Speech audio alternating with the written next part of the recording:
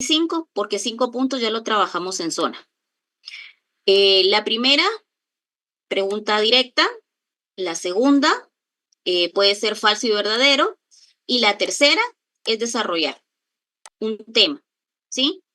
Entonces, vamos a ver, como una aportación, yo sé que pues aquí, de hecho, vamos a ver, denme un segundo, solo voy a correr esto para acá.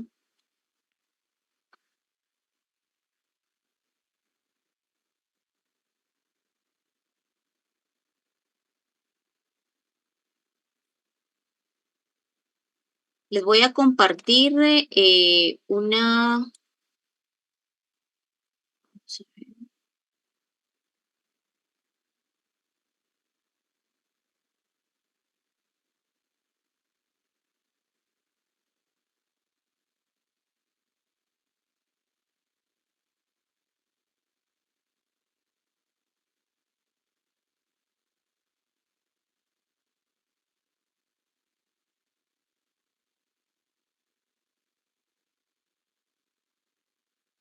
Si lo logran ver. Para las personas que no estaban en la primera clase, en las primeras 2 clases traté de hablar en relación a la historia. No sé si usted lo logra ver.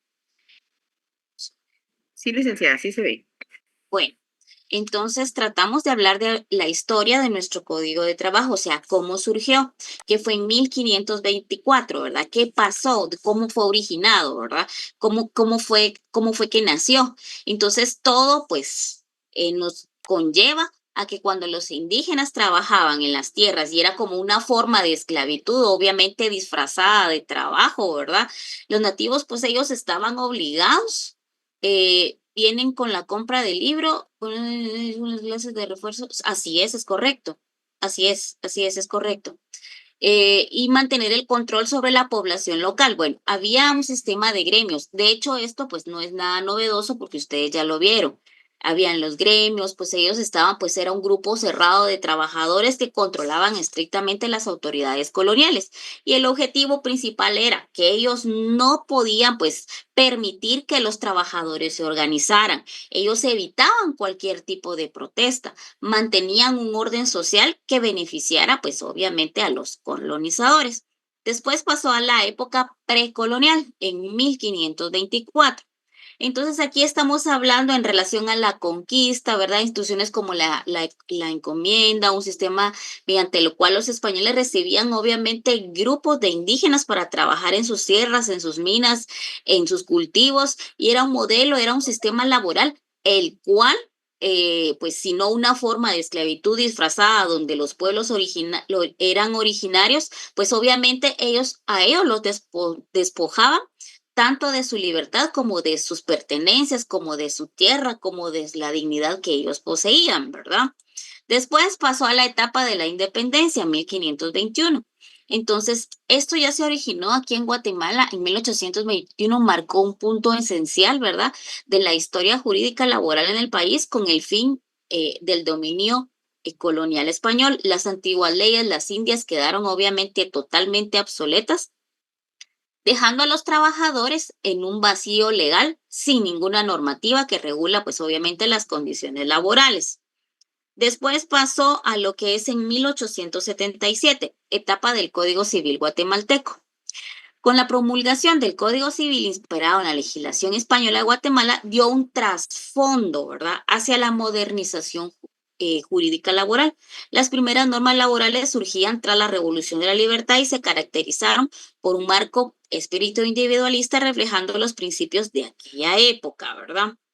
Después pasamos a la época de 1921, la etapa del sindicalismo, que era obviamente donde entre 1920 y 1921 el sindicalismo obviamente salió, ¿verdad?, a florecer como una respuesta poderosa a las condiciones pues extremas, de extrema vulnerabilidad de la clase trabajadora, impulsando la cruda realidad de la miseria y el profundo aislamiento social. En ese movimiento encontró su primer gran hit simbólico el 1 de mayo de 1921.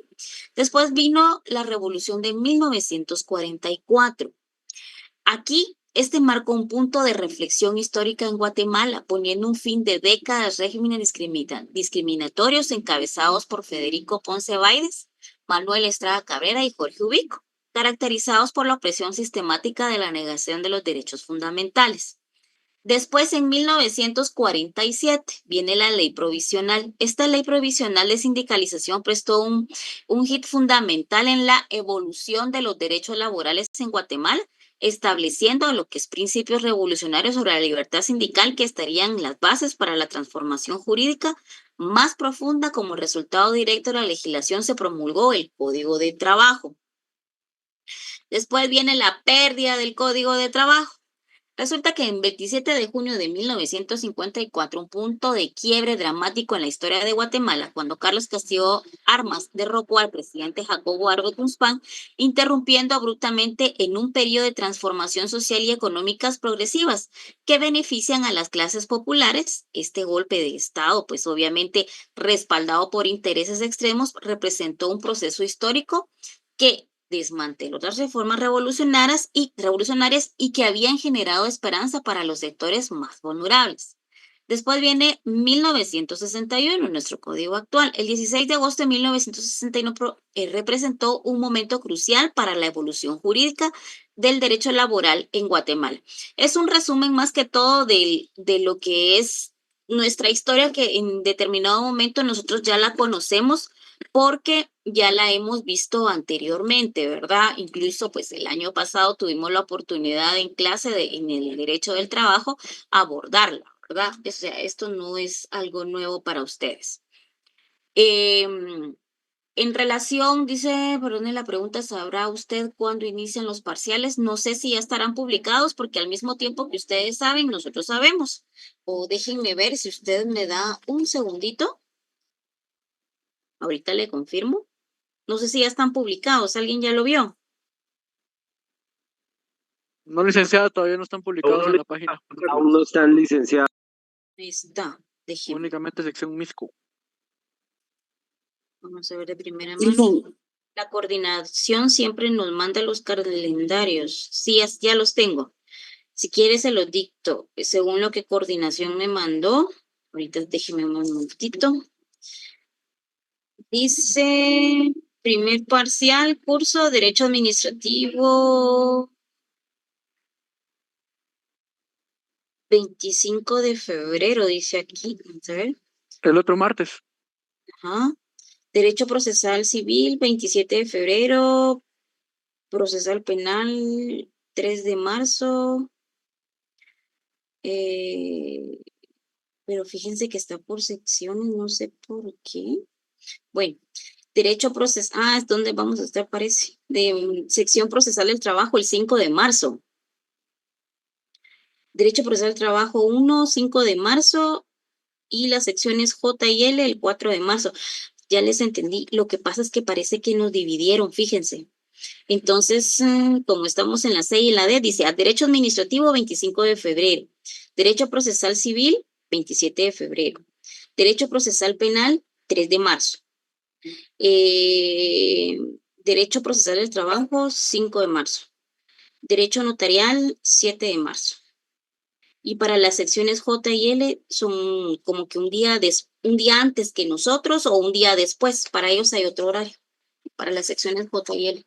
Ok, ahí estamos. Bueno, de primera mano ya lo saben porque eso es lo que ellos me mandaron a mí, ¿verdad? Salvo que lo llegaran a cambiar. Bueno, entonces, la primera serie, pregunta directa, vuelvo a repetir. La segunda puede ser de subrayar y la tercera, que consta de 5 puntos. ¿Por qué 25? Porque llevamos 25, llevamos 5 de zona. Entonces, yo lo pongo a desarrollar un tema, pero tiene que estar bien fundamentado. O puede ser que le dijera yo, sepa en relación a la historia, o que yo le diga, mire, desarrolleme el tema de los principios, fundamenteme, por favor, al menos desarrolleme 5 principios que contiene cada uno y en dónde lo puedo fundamentar. O sea, usted va a tener su tiempo para sacar su código y en base a su código poderlo fundamentar. Si a alguien le quedó alguna duda en relación por ejemplo, los artículos que podemos utilizar en los principios, que le dijera yo. Si vamos, por ejemplo, al principio de concentración, dijimos que era el artículo 335, 338, 340, 342, 343, 346 y 353. Si hablamos en relación al conciliatorio, hablamos en relación al artículo 340.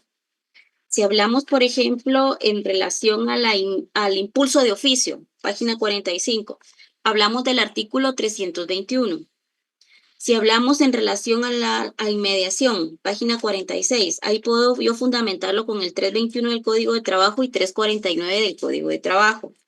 Si hablamos en relación a la oralidad, página 49, ahí yo puedo fundamentarlo con el 321, 322, 333, ¿verdad?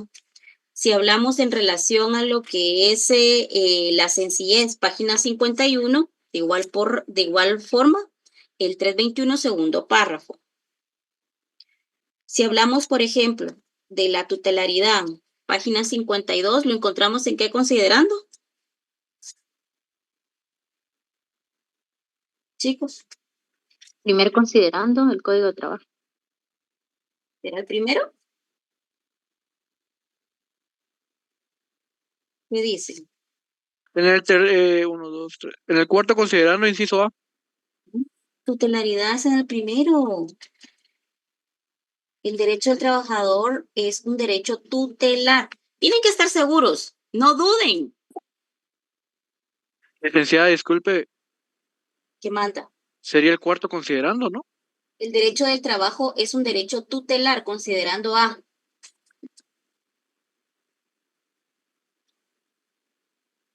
¿Cuál es el cuarto considerando? Es un derecho realista y objetivo es el cuarto, ¿cierto o no? Pero esa es Sí. la literal, ¿no? Licenciada, sí, es una literal. Es una literal, licenciada, del considerando cuarto. Estamos hablando del considerando A. ¿Qué dice el considerando A? ¿Se lo puedo leer? Licenciada, Y por favor. el derecho del trabajo es un derecho tutelar de los trabajadores, puesto que trata de compensar la desigualdad económica de estos, otorgándoles una protección jurídica preferente. Y también lo puede fundamentar con la Constitución Política de la República. ¿Qué artículo? Artículo 103 de la Constitución, licenciada.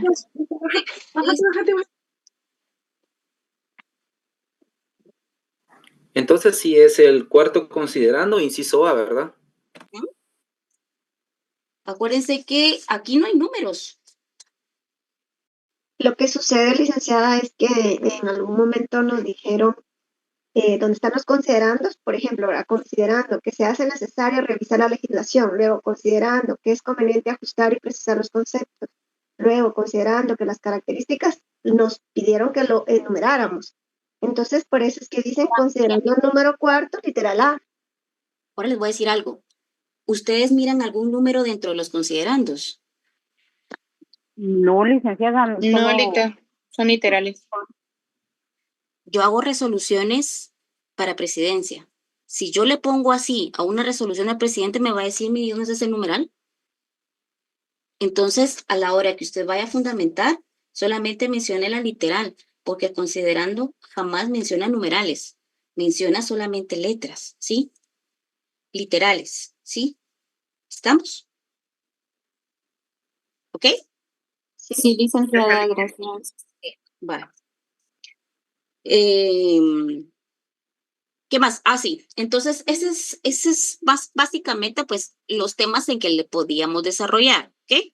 Ahora bien, vamos a lo ¿qué es el derecho procesal del trabajo? ¿Qué es el derecho procesal del trabajo? El derecho procesal del trabajo es una rama del derecho que regula los procedimientos judiciales administrativos relacionados con las controversias que surgen en el ámbito laboral. Su objetivo principal es garantizar la protección de los derechos de los trabajadores y empleadores, así como facilitar la resolución de los conflictos laborales de manera justa y eficiente. Entonces, si ustedes se dan cuenta, pues obviamente ya sabemos que es un concepto y que es una definición, ¿verdad? El concepto es una idea y definición, pues obviamente es más científico. Podemos encontrar que la rama del derecho procesal regula, no sé si estoy presentando, perdón, ¿sí? ¿sí? Licenciada. Sí, licenciada. La rama del derecho procesal regula los procedimientos y mecanismos para resolver los conflictos, ¿sí? ¿Qué conflictos? Penales, civiles, administrativos, obviamente laborales, ¿verdad?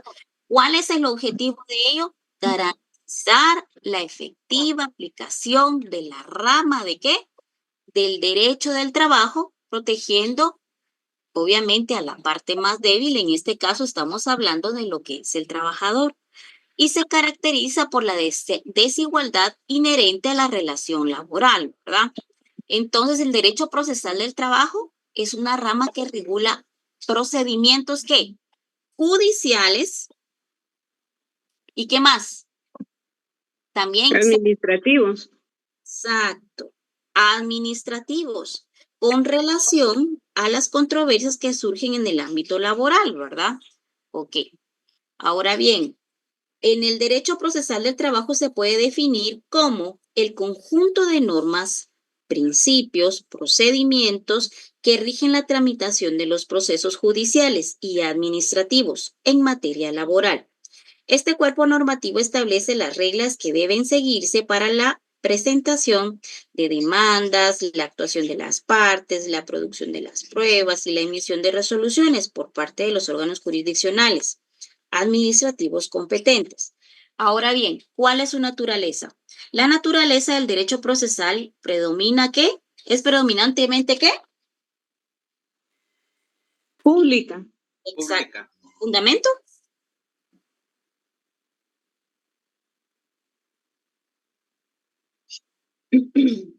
¿Cuál es? El inciso A, perdón, E. El considerando. Considerando inciso E. Correcto, considerando inciso E. Muy bien. Ahí me está diciendo que el derecho del trabajo es una rama del derecho público, por lo que al ocurrir su aplicación, el interés privado debe ceder ante el interés social o al interés colectivo. Ahí pedí que lo relacionáramos con ¿qué artículo? 332 del Código del Trabajo. ¿Era con el artículo 14? 14 y 17. Exacto. Y de la Constitución. ¿Qué dice el 14? ¿Qué dice el 14? ¿Quién lo tiene a la mano que me lo pueda leer, por favor? Yo, licenciada, artículo 14. El presente código y sus reglamentos son normas legales de orden público y a sus disposiciones se deben sujetar todas las empresas de cualquier naturaleza, que sean existentes o que en lo futuro se establezca en Guatemala. Lo mismo que todos los habitantes de la República, sin distinción de sexo ni la nacionalidad, salvo las personas jurídicas de derecho público contempladas en el segundo párrafo del artículo 2. Igualmente debe aplicarse las disposiciones protectoras del trabajador que contiene este código, al caso de nacionales que sean contratadas en el país para prestar sus servicios en el extranjero. Asimismo, quedan a salvo las excepciones que correspondan conforme a los principios del derecho internacional y los tratados. Excelente. Muy bien. Y obviamente hay un principio protector. Este principio protector le dijimos que lo encontramos en el artículo 17. Para efectos de interpretar este código y sus reglamentos y demás leyes del trabajo, se debe tomar en cuenta fundamentalmente el interés de los trabajadores en armonía o la convivencia social. Ese artículo lo puede relacionar con la ley del organismo judicial en su artículo 8, 9, 10, 11. ¿Qué es lo que dice la ley del organismo judicial en el artículo 8? La ley del organismo judicial.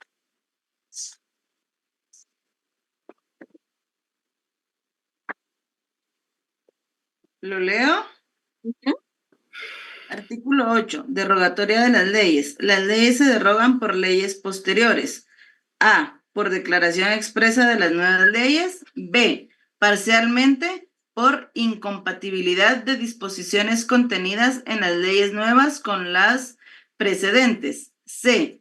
Totalmente, porque la nueva ley regule por completo la materia considerada por la ley anterior. D. Total o parcialmente, por declaración de inconstitucionalidad dictada en sentencia firme por la Corte de Constitucionalidad. Por el hecho de la derogación de una ley, no recobran vigencia las que ésta hubiera derogado.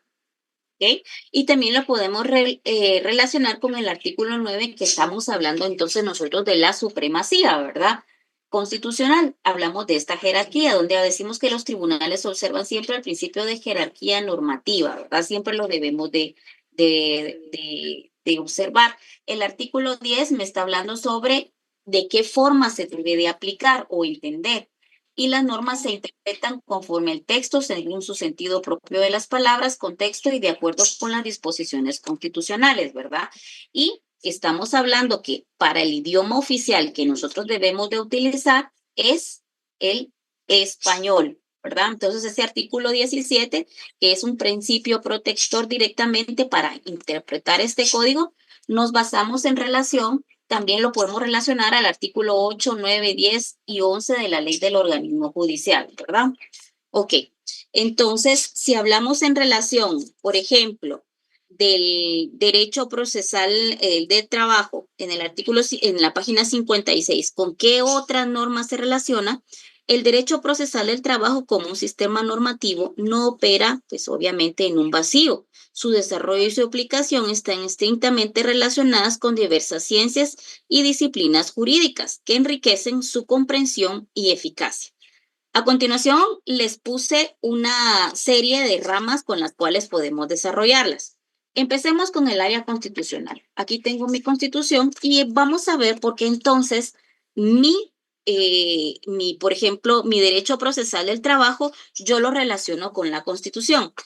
Necesito que por favor se vaya al artículo número, ahorita le digo, vamos a empezar en orden.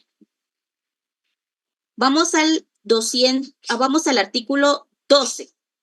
Si quiere en su libro, en forma ordenada, lo puede ir anotando y después usted lo va haciendo en su código o de una vez usted puede hacer la anotación en su constitución.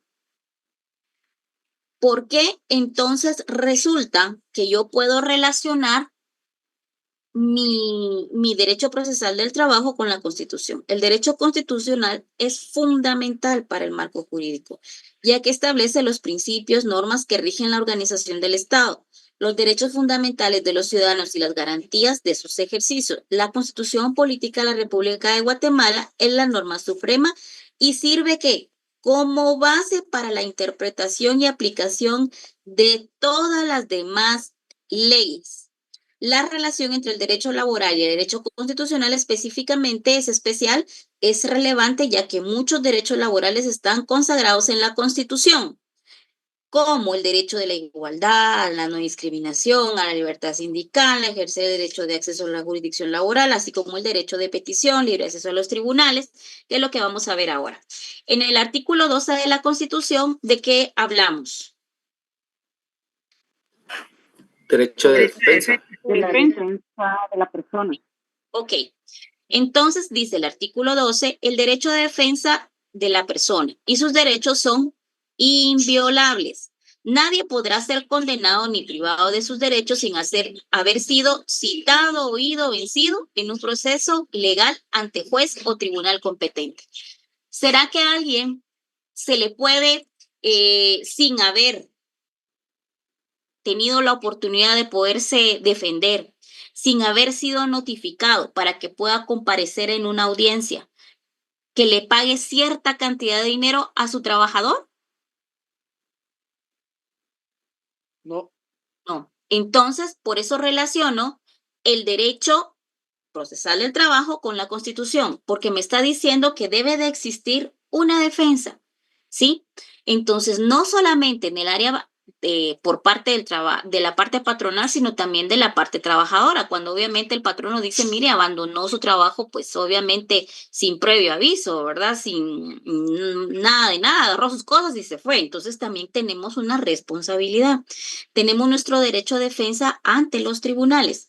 Si vamos al artículo 28, ¿qué dice el artículo 28?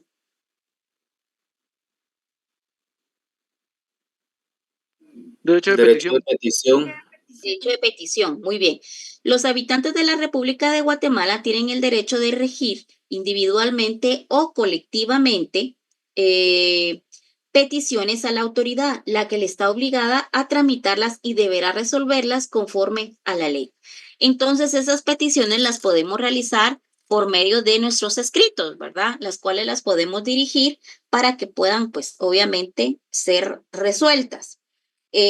También podemos ver el artículo 29, que es el libre acceso, ¿qué? Al tribunal. Dale, licenciado. A los Dependencias del tribunales y dependencias del Estado. Aquí que toda persona no me está dando un tipo de clase social o me está delimitando a cierta parte. No, aquí me está diciendo que toda persona tiene el derecho que a la libre acceso a los tribunales, dependencias, oficinas del Estado para ejercer sus acciones y hacer valer sus derechos de conformidad con la ley. Llevamos entonces el derecho de ¿qué? Derecho de defensa, derecho de petición, el libre acceso a los tribunales. ¿Qué más? ¿Alguien más sabe? ¿Alguien más tiene una idea? El derecho de asociación. Se podría relacionar también el artículo 16 de la LOG, del organismo judicial, que es el debido proceso. Pero porque ahorita estamos relacionando el derecho procesal del trabajo con nuestra Constitución. ¿Por qué tienen relación? Porque la Constitución me está diciendo que yo puedo, ¿qué? Tengo que acudir a un ¿qué? A un juicio para tener una sentencia, ¿cierto? Me tiene que escuchar mis peticiones. Puedo tener el libre acceso ¿a qué? A los juzgados. Juzgados. Nosotros estamos relacionando nuestra área del derecho laboral con nuestra Constitución, el saberlo cómo relacionarlo. En el artículo 103 del Código de Trabajo, de la Constitución, perdón, me está hablando de la tutelaridad. ¿Sí? Entonces me está diciendo que las leyes que regulan las relaciones entre empleador y trabajador son de carácter ¿qué? Conciliatorias, tutelares para los trabajadores y atenderán todos los factores económicos sociales pertinentes para el trabajo agrícola. La ley tomará especialmente en cuenta sus necesidades y la zona en que se ejecute, ¿sí? También puede relacionarlo con el artículo 104. Me está diciendo que también yo tengo un derecho de huelga. Se le conoce el derecho de huelga y para el ejercicio de conformidad con la ley, después de agotado todos los procedimientos de conciliación, que eso lo vamos a ver en el 8º, estos derechos podrán ejercerse únicamente por razones de orden económico-social. Las leyes establecerán los casos y situaciones en que no serán permitidas la huelga y el paro. También podemos encontrar el artículo 106, que me da el artículo del principio de ¿qué? Irrenunciabilidad de los derechos laborales. Me está diciendo entonces que los derechos consignados en esta sección son irrenunciables para los trabajadores susceptibles de ser superados a través de la contratación individual y colectiva, en forma que fija la ley. Para este fin, el Estado fomentará y protegerá la negociación colectiva. Serán nulas de pleno derecho y colectivo individual de trabajo en un convenio o en un documento en las estipulaciones que impliquen la renuncia, disminución, tergiversación, limitación de los derechos reconocidos a favor de los trabajadores en la Constitución de la ley, en los tratados internacionales ratificados por Guatemala, en los reglamentos u otras disposiciones relativas del trabajo. Entonces, en pocas palabras, relaciónenme por qué se relaciona el derecho del trabajo con la Constitución. ¿Qué me dice? La Constitución es la norma de mayor jerarquía. Ajá, pero ¿qué me dijo la Constitución? ¿Por qué me la relaciona? De lo que leímos, ¿qué conclusión sacaría? Que es un derecho constitucional, por ejemplo, en el caso de la defensa, que el trabajador tiene que ser citado o también la parte patronal para poder llevar a una condena. Tengo el derecho de accionar ante los tribunales, el derecho de pedir también, que el principio y la orientación del derecho laboral es tutelar, digamos, y que es constitucional. Me está diciendo que el derecho de trabajo y las leyes que lo desarrollan tienen que verificar la tutela, que no se pueden renunciar a los derechos laborales, entre otras cosas. Ujú, muy bien, que yo no puedo renunciar a ellos. Alguien me decía, sí, mire, pero fíjese que a mí me impiden participar en huelga. No, la Constitución que dice que obviamente usted puede participar y tiene su derecho de poder participar en una huelga, ¿verdad? Bueno, ahora bien, ¿por qué tiene relación con el derecho administrativo? En relación al derecho administrativo, el derecho regula la organización, funcionamiento administrativa pública. Esta disciplina es crucial para el derecho laboral, ya que el Ministerio de Trabajo y Previsión Social, como entidad administrativa, tiene la responsabilidad de supervisar y hacer cumplir las normas laborales. Además, el derecho administrativo establece los procedimientos que deben seguirse en la resolución de los conflictos laborales y en la aplicación de las sanciones o los empleadores en incumplimiento de la legislación laboral. ¿Por qué tiene relación con el derecho civil? Bueno, regula las relaciones entre particulares, también tiene una relación estrecha con el derecho laboral. Muchas de las normas que rigen los contratos de trabajo se basan en el principio del derecho civil, como la autonomía, la voluntad, la obligación de cumplir con los contratos. Además, en casos de despido injustificado, los trabajadores pueden recurrir a las normas del derecho civil para reclamar indemnizaciones y otros derechos. En relación al derecho penal, el derecho penal se relaciona con el derecho laboral en el contexto de la protección de los derechos de los trabajadores. Existen delitos laborales como el trabajo forzoso, la explotación laboral, la violación, los derechos fundamentales del trabajo. La interpretación entre ambas disciplinas es crucial para garantizar la protección de los trabajadores y sancionar a quienes cometen abuso en el ámbito laboral.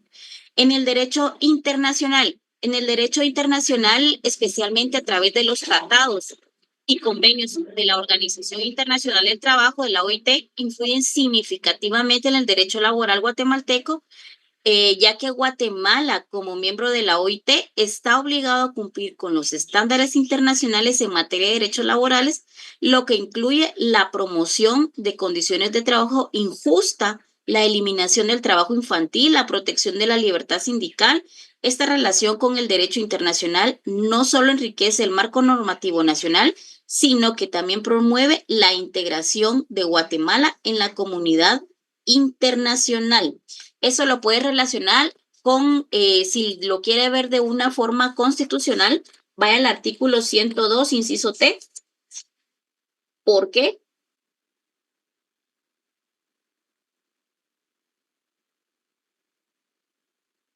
¿Alguien lo puede leer, por favor?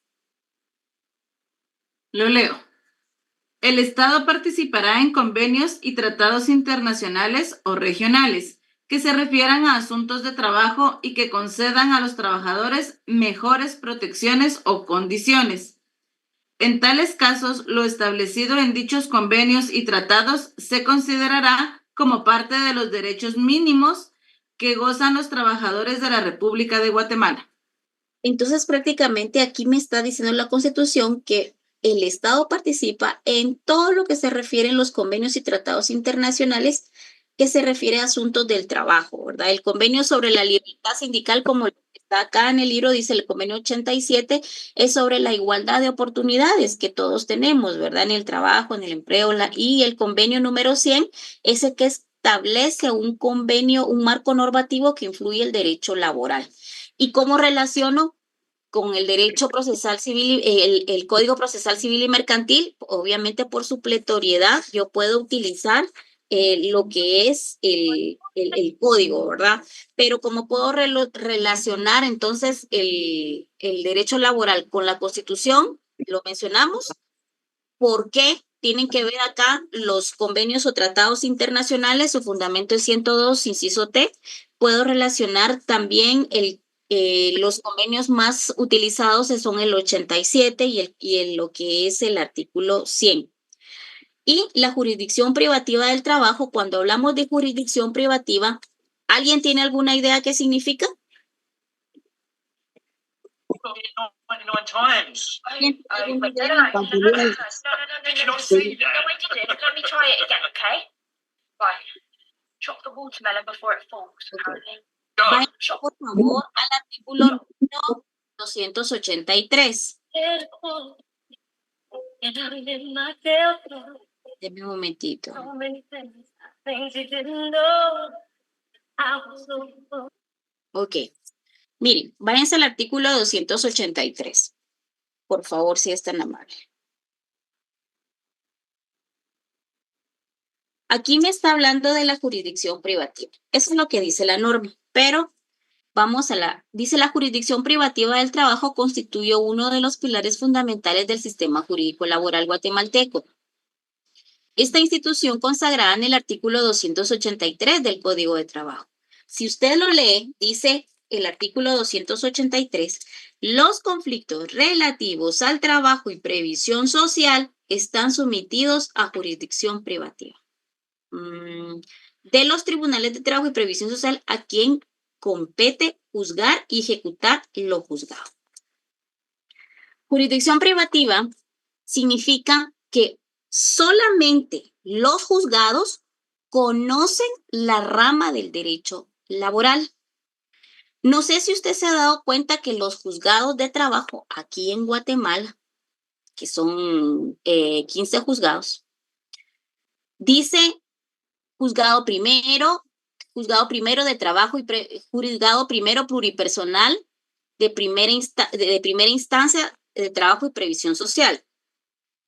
Estamos hablando de juzgados pluripersonales, hay 2 jueces, pero estamos hablando de que solo miran trabajo, no miran civil, laboral, penal, constitucional. A diferencia, por ejemplo, que hay en el interior juzgados que manejan laboral, manejan civil, manejan penal, entonces en un mismo juzgado. Yo digo, ¿cómo realmente ellos se organizarán para poder trabajar todos los procesos? Y la respuesta, pues obviamente me la dio una persona, un secretario de sala de juzgado de instancia, y me dijo, fíjese, licenciada, me dice que aquí nos organizamos por días. Por ejemplo, de lunes y martes trabajamos una rama del derecho, martes y miércoles trabajamos otra rama del derecho.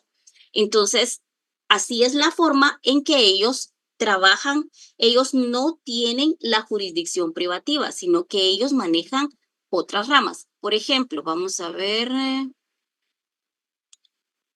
voy a tratar de proyectar algo.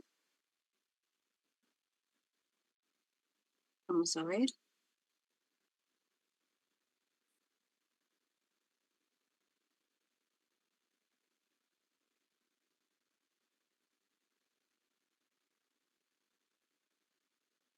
Este es un acuerdo de creación de sala.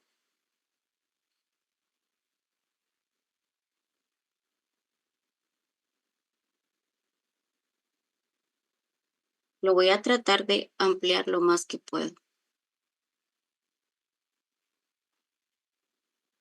No sé si usted lo mira. Sí, Lisa, mira. Sí se ve. En cuenta, si estamos hablando de juzgados acá en Guatemala, dice juzgado pluripersonal de primera instancia de trabajo y previsión social del departamento de Zacatepeques. Este es de Zacatepeques. Este tiene una función ¿qué? Privativa. Exacto, privativa. ¿Será que este juzgado pluripersonal de primera instancia, penal, delitos contra el ambiente, familia, civil, económico, coactivo, trabajo, previsión social del municipio de Santiago Atitlán, ¿será que es de jurisdicción privativa? No. Ok. No. Esa es la diferencia. En que ellos manejan otras ramas del derecho, no solamente el área laboral. Por eso dice, los conflictos relativos al trabajo y previsión social están sometidos a una jurisdicción privativa. O sea que solamente nosotros la podemos conocer. De los tribunales de trabajo y previsión social a quienes les compete juzgar y ejecutar lo juzgado. Existe una clasificación de tribunales. Esta clasificación de tribunales voy a necesitar que me relacionen, vamos a utilizar la Constitución, el Código de Trabajo junto con la ley del organismo judicial y ahorita les dicto cómo lo vamos a relacionar. Los tribunales de trabajo y previsión sociales son, oigan, los tribunales de trabajo y previsión social son, y los dividen en 3. ¿Cuáles son? Los juzgados de trabajo y previsión social, que para los efectos de este código se llaman simplemente, ¿qué?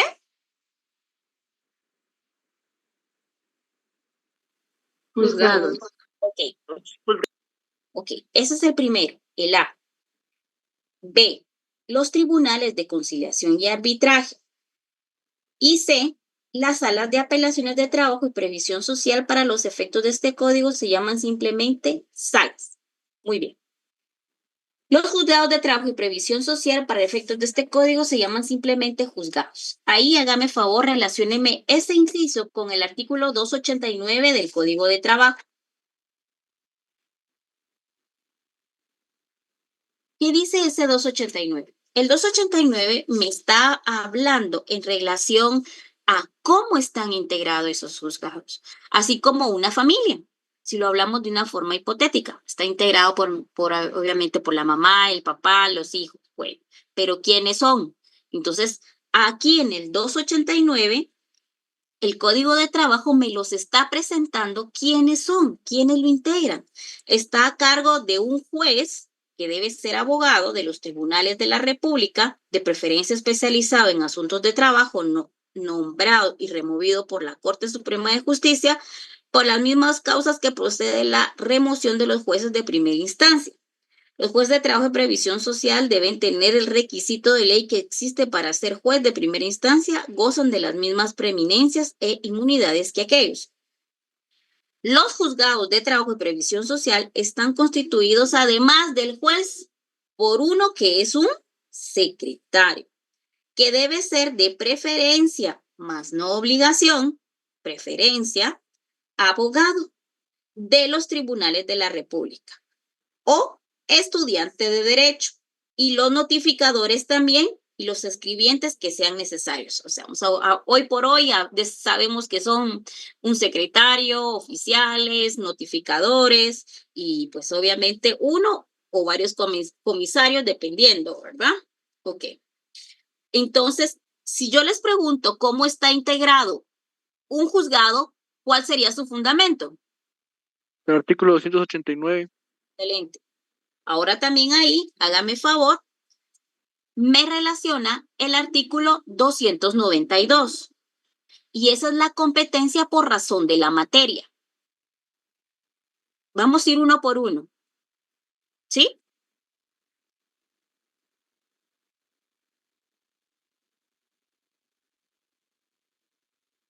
¿Ok? 200, ¿qué dijo Lita? Perdón. 292. Competencia por razón de la materia. Esta es la competencia de los procesos laborales. Cuando miremos competencia vamos a abarcar un poquito más, pero hoy por hoy solamente estamos como que conociendo, ¿verdad? Cómo está integrado, cuál es su competencia, cómo puedo fundamentarlo, cómo puedo defenderlo en un examen, cómo puedo defenderlo pues obviamente ante mi cliente. Vamos paso a paso. Aquí me está diciendo, si usted se da cuenta, dice, los juzgados de trabajo conocen en primera instancia, ¿sí? Dentro de sus respectivas jurisdicciones, todas las diferencias o conflictos individuales o colectivos. O sea, me está dando lo del séptimo y lo del octavo, individuales o colectivos. O también puede ser los conflictos colectivos de carácter jurídico que se lleva por la vía ordinaria. Pero eso lo vamos a ver en el octavo. Pero pongámoslo así, individuales y colectivos, ¿verdad? Que surjan entre quién, entre patronos y trabajadores, solo entre aquellos o solo entre estos derivados de la aplicación de las leyes, reglamentos de trabajo, contratos de trabajo o hechos íntimamente relacionados con él. Todos los conflictos colectivos de carácter económico, esto lo vamos a ver en el octavo, una vez que se constituyen en tribunal de arbitraje, de acuerdo con las disposiciones del capítulo 3 de este título. Bueno, aquí, si usted gusta, podemos hacer una referencia de una sola vez Artículo 293. A ese inciso B.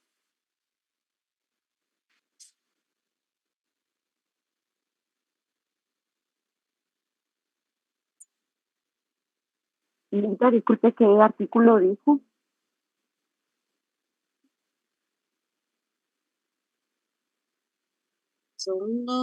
Deme un segundo, solo que me acaba de entrar un mensaje. Un segundo, por favor.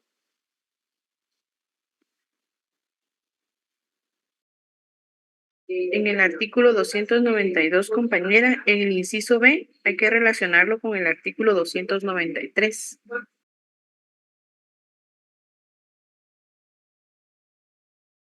Gracias.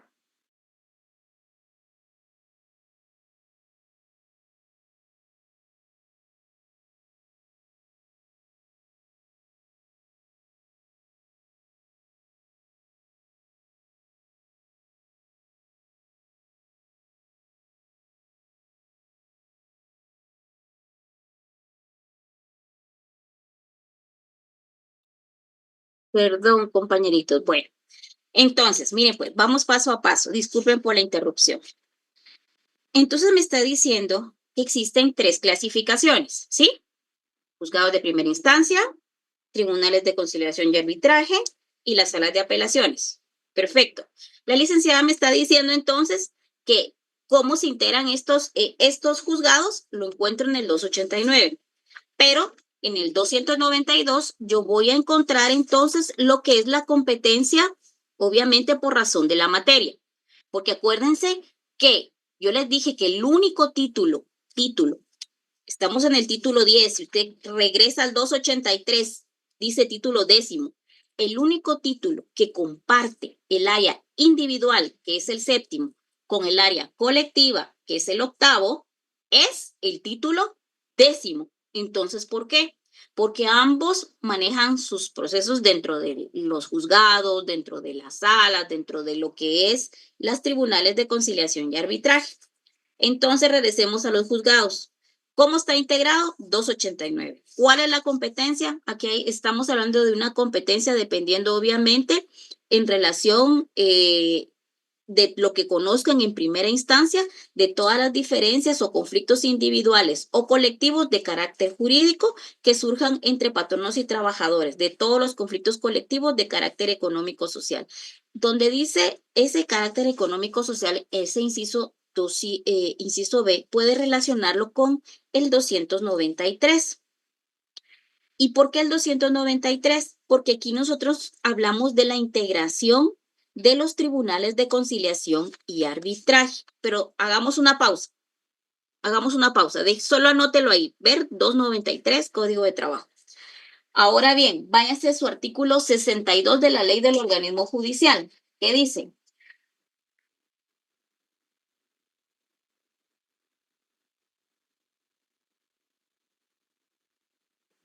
Dice Artículo Artículo 62, competencia. Los tribunales solo podrán ejercer su potestad en los negocios y dentro de la materia y el territorio que se les hubiese asignado, lo cual no impide que en los asuntos que conozcan puedan dictar providencias que hayan de llevarse a efecto en otro territorio. Entonces, esto es lo que puede conocer los juzgados de trabajo y previsión social. Aquí en el inciso A relacionamos quiénes son, qué conocen y prácticamente cuál es su competencia. Ahora vamos a ver, vamos a entrar a profundidad cuando miremos la competencia. Ahorita solo lo estamos separando. Los tribunales de conciliación y arbitraje. En ese inciso B, hágame favor y ponga 293, Código de Trabajo. Ahora sí, vayamos al 293. El 293 me dice que esos tribunales de conciliación y arbitraje, ¿por quiénes están integrados? En materia de un justo equilibrio entre los diversos factores de producción armonizados, los derechos del capital de trabajo, cada tribunal se integra por un juez de trabajo, el que preside, un representante titular y tres suplentes de los trabajadores, un representante titular y 3 suplentes por parte de los empleadores. Perfecto. Entonces yo ya sé que ese tribunal de conciliación se forma por un juez, un titular y 3 suplentes por la parte patronal, un titular y 3 suplentes por la parte trabajadora. Pero, ¿cómo se forma? Perfecto, yo ya sé quiénes lo integran, pero ¿cómo ellos llegan ahí? O sea, ¿qué hay que hacer para poder ser tomado en cuenta y poder participar? Simple. A ese 293, hágame favor y relaciona el 295 del Código de Trabajo. Esa es la forma de poder integrarlos, ¿sí? Los representantes de los tribunales y empleadores, ¿son obligatorios o son propuestos? Son propuestos. Ok. Ahora, ¿por quiénes serán propuestos estas personas? Simple. Por sus respectivas organizaciones. Por ejemplo, hablemos, ¿qué le dije yo al Ministerio de Cultura? Entonces, él elige a sus personas, hace su listado, el Ministerio de Cultura o el Ministerio de Finanzas o quien usted quiera, ¿verdad? Entonces, hace su listadito. ¿A quién se lo va a presentar ese listado? Ese listado se presenta a la Corte Suprema de Justicia. Pero ¿será que habrá una fecha máxima para poderle presentar ese listado a la Corte?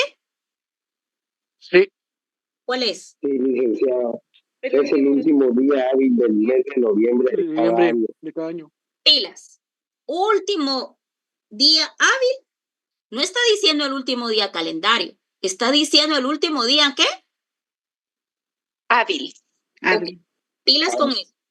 De cada año, para que éste califique dentro de los 15 días siguientes si los candidatos a ser nombrados reúnen las calidades que la ley exige.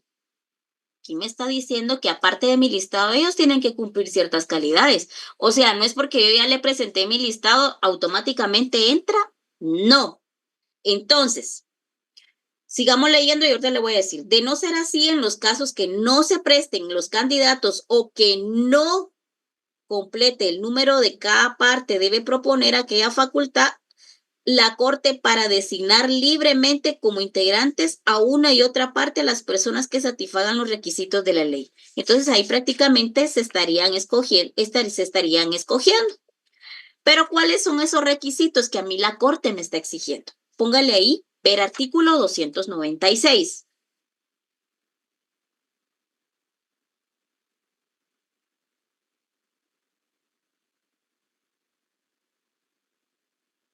¿Ya? Bueno. Póngale requisitos de los representantes. Los representantes de los patronos y de los trabajadores deben ser guatemaltecos naturales, de los comprendidos en el artículo 6 de la Constitución de la República de Guatemala, la República, mayores de 21 años, de instrucción de buena conducta, notorios, ciudadanos en el ejercicio de sus derechos y del Estado seglar. Ustedes ya llevan notariado. ¿Qué significa Estado seglar? Que no es de son religiosos. Que no pertenecen a ningún ministro de culto. Exacto. Entonces, me está diciendo que deben ser guatemaltecos naturales en relación a lo que es mayores de 21 años, de buena conducta notorios, ciudadanos en el ejercicio de sus derechos y del Estado seglar. Además, deben ser domiciliados ¿en dónde? La zona jurisdiccional. Exacto, de la zona jurisdiccional del juzgado respectivo. Aquí hay una prohibición. No pueden ser conciliadores ni árbitros los abogados ni los miembros del organismo judicial, salvo el presidente del tribunal, ¿sí? Entonces aquí hay como que una prohibición, ¿verdad? Entonces, cuando hablamos en relación a los tribunales de conciliación y arbitraje, entonces a mí me viene a la mente que es un juez, la parte patronal, la parte trabajadora, uno titular, 3 suplentes, uno titular, 3 suplentes, los cuales deben de llenar requisitos que está en el artículo 290 ¿y qué? 6. Excelente. Ahora bien, miren pues, vamos de lo mínimo a lo máximo. Primero estamos conociendo, después vamos a ir poco a poco sumergiéndonos en esto porque tenemos que saber qué significa, las salas jurisdiccionales, cuántas salas hay, poquito a poquito vamos a avanzar. Bueno, las salas de apelaciones de trabajo y previsión social, que para los efectos de este código se llamarán simplemente salas. Ahí yo le quiero presentar a usted quiénes son las salas. Póngame ahí, por favor, artículo 301, Código de Trabajo.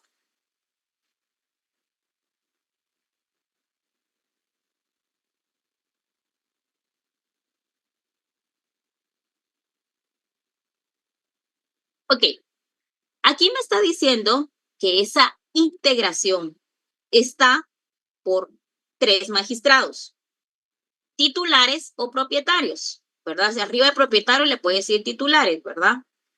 Y 3 suplentes, electos por el Congreso de la República, debiendo presidir el tribunal electo el primer término y correspondiendo la calidad de vocales primero, segundo, a los 2 en el orden de su elección. Tendrán un secretario que debe ser abogado de los tribunales de la República o estudiante de Derecho. Hoy por hoy la obligación es ser abogado. Aquí en Sala sí la obligación es ser abogado. Y los escribientes y notificadores que fueran necesarios. Bueno, entonces ahora ya sabemos, esta integración está por 3 magistrados titulares o propietarios y 3 suplentes. Un secretario, notificadores, oficiales y notificador, ¿verdad? Entonces, Perdone. dígame. Dice que me perdí un poquito con esta última, donde están los 3 magistrados. ¿En qué artículo está ese? 301. Gracias. Ok. Ahí en ese mismo inciso C, ya que puso ahí 301, ¿qué es lo que hacen esas salas? ¿Qué es lo que conocen? ¿Qué es lo que hacen? ¿Qué es lo que me dice el código? Hágame favor, relacióneme por favor ahí el artículo 303.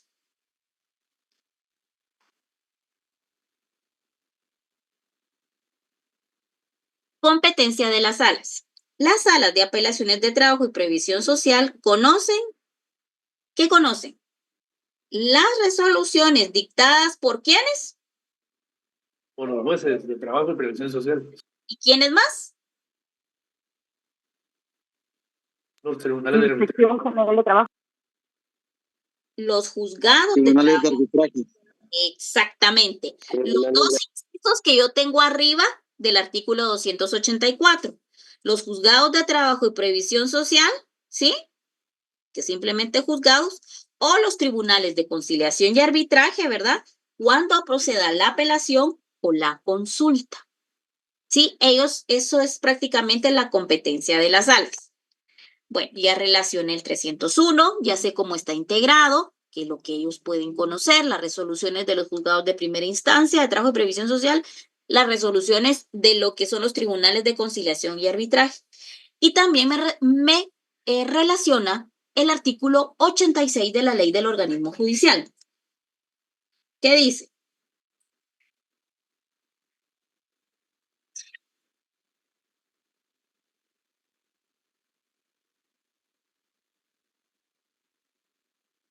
¿Se lo puedo leer? Por favor. Dice artículo 86, salas. La Corte de Apelación se integra con el número de salas que determine la Corte Suprema de Justicia, la cual fijará también la sede, materias de que se conocerán y competencia territorial de cada una de las salas. Ok, muy bien. Entonces, la Corte de Apelaciones está integrada por el número de salas que determine la Corte Suprema de Justicia, ¿verdad? La cual fijará también la sede en materia de que conceda y competencia territorial de cada una de las salas. Vamos a dejarlo hasta aquí. El día miércoles vamos a conocer los acuerdos en los cuales ha salido publicado cuántas salas existen, en dónde están ubicadas, cuál es, por ejemplo, cómo se distribuye esa jurisdicción, ¿verdad? Y esa competencia para que pues obviamente usted pueda irla conociendo y a la hora que usted le toque, por ejemplo, un proceso de escuintla, usted va a decir, perfecto, hay una sentencia, pero ¿ante quién llevo el memorial de apelación si aquí en escuintla no hay sala? Entonces, ¿qué hago? Y tengo el tiempo en contra, perfecto. Entonces, vamos a conocer dónde tiene que ir y cuál es su jurisdiccional, ¿verdad? Entonces vamos a dejarlo hasta acá. Estoy tratando de hacerlo lo más comprendible posible. Creo que no está complicado. Y pues aprovechen a estudiar y pues sacar la mejor ponderación porque son 25 puntos en el examen, 5 de zona. Espero que todos ya tengan su hoja, su zona ahí. Y vamos con todo. ¿Alguien tiene alguna duda?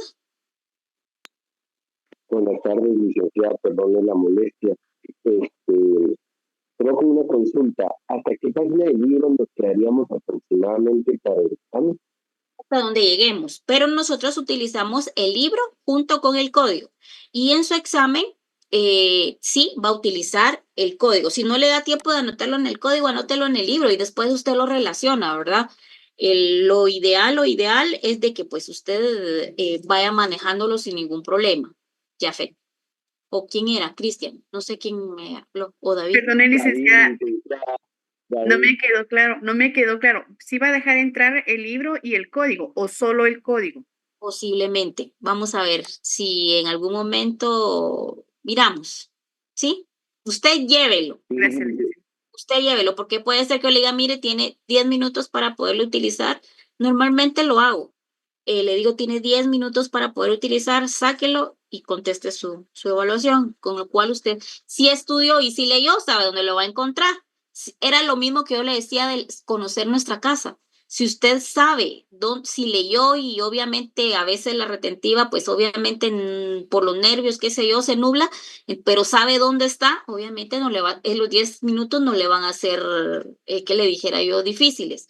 Pero obviamente si no lo leyó y dónde va a empezar a buscar y va a empezar a leer, no, obviamente no lo va a encontrar, ¿verdad? Ok. Gracias, licenciada. Ok. Pero hasta acá vamos bien. ¿Está entendible? ¿Está fácil? Licenciado. Dígame. Disculpe, De mi parte, sí. Ok. Disculpe, yo tendré una duda. Con lo del el libro, y yo mandé mis datos en el formulario de Google Forms. Decía que 24 horas era más o menos el tiempo que tardaban en enviarme información. No sé si... Pero ya fíjate, alguien me habló de algún formulario. Yo no he hecho ningún formulario. Sí, licenciada, perdón. Nos enviaba el código QR a un formulario que teníamos que llenar para recibir El libro no, sino la tutoría. Ajá, exacto. Esa tutoría era lo que les estaba explicando al principio de clase. Este semestre, esta unidad, como es muy corta, les di 5 puntos de zona, los cuales trabajamos en la hoja. Considero que la tutoría aquí no requiere mucho, como que profundizar. La tutoría la vamos a llevar a la segunda unidad cuando ahí venga en ese examen la primera y la segunda unidad. La segunda unidad es más costosa porque aquí ya puede ser que yo le ponga, mire, en la parte práctica, faccione o realice una introducción de una demanda, ¿verdad? O puede ser, entonces, esa parte, esa segunda unidad va a ser un poquito más difícil y por eso es que le doy el refuerzo los fines de semana a partir de las 6 de la tarde, los días sábados, ¿sí? Usted se conecta, cualquier cosa, nosotros acá, y no son grabadas, sino que yo automáticamente platico con usted. Si tiene alguna duda, la solucionamos de una vez, porque para esa unidad vienen recursos, vienen excepciones, viene el memorial, vienen las etapas de la audiencia, vamos a escuchar una audiencia, entonces el grado de dificultad es más. Entonces, ahorita no tiene un grado de complejidad, pero la segunda unidad sí. Y es ahí donde le quiero yo ayudar para que no le cueste su evaluación. ¿Estamos? Entonces la información de eso nos llegará, me imagino, más adelante. Sí, así es, porque ahorita tiene los 5 puntos de zona.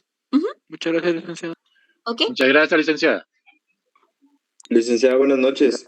Con una consulta, ¿será que nos va a compartir las diapositivas que se han impartido en clase? Pero las diapositivas es lo mismo que tiene el libro, a diferencia que únicamente es sobre 4 diapositivas que es en relación a la historia. Son las únicas que no están dentro del libro, de ahí todas están en el libro. Correcto. Me interesaban esas. ¿Será que nos las podría compartir? Sí, con todo gusto. Muchas gracias. Ok, los dejo descansar entonces. Ha sido un gusto. el libro le pedí favor a una amiga, a la licenciada que está ahí muy amablemente, pero tuve que pedir autorización, no fue nada más así, ¿verdad? Tuve que tocar puertas para pedir autorización para que ella me ayudara a poderle entregar sus libros. Si alguien quiere en esta semana, puede llegar y puede pedir su libro, ya tiene el listado, usted firma de recibido y sin ningún problema. Si no, el lunes, obviamente yo estoy allá y con todo gusto se lo entrego. Gracias, Ligda. Feliz noche. Quiero mucho. Feliz noche. Se cuidan. Buenas noches. Feliz noche. Gracias, licenciada. Buenas noches. Feliz noche.